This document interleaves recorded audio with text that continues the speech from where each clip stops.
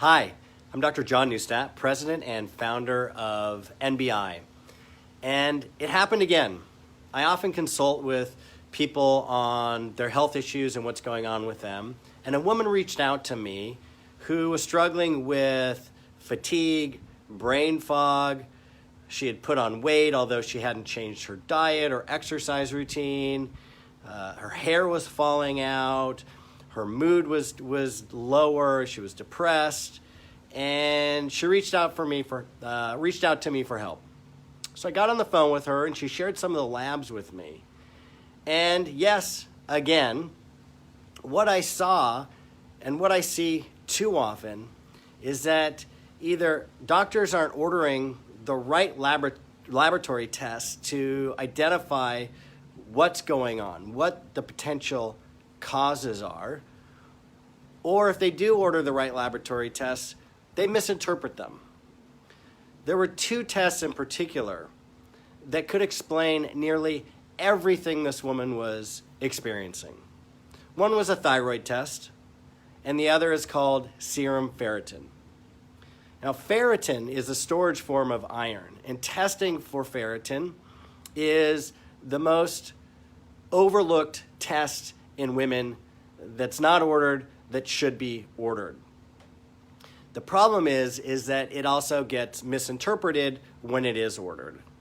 The reference range for ferritin is so broad, can be as low as 10 all the way up to over 200 as to be clinically irrelevant. The question is, what's the optimal range? This woman's ferritin was less than 50.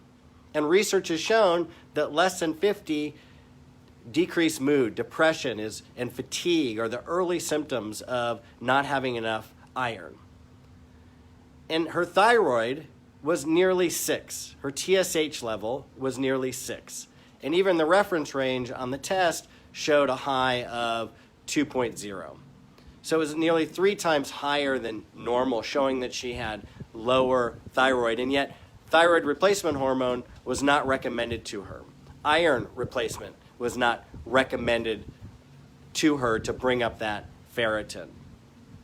What you want to look for on a thyroid test is that the number is 2.5 or less.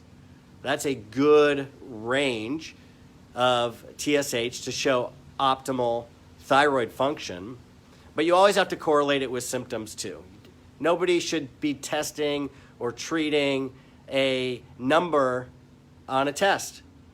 It all has to come back to clinically, how are you feeling, and how do those numbers relate to how you're feeling, and how changing those numbers or providing thyroid hormone or iron to change those values on a laboratory test are going to be reflected in how you're feeling.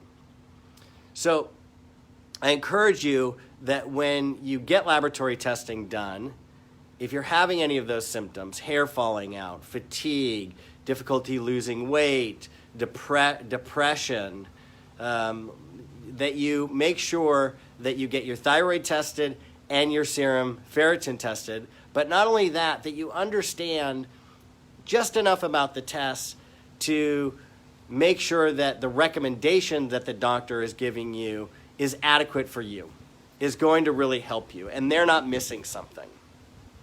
With the ferritin in particular, most doctors aren't ordering it, so you're going to have to probably ask for it. And I've created an article for you to help you understand more about that specific test, why it's so important, how to ask for it, what the name of it is for laboratories to understand what to run, and as importantly, how to interpret the test and when should you consider supplementing with iron. And if you do end up taking iron, you really need to take one of the most highly absorbed forms of iron there is. Many types of iron that conventional doctors and healthcare providers recommend is poorly absorbable. It causes constipation and GI upset. It's just not fun to take, and the pills are really big.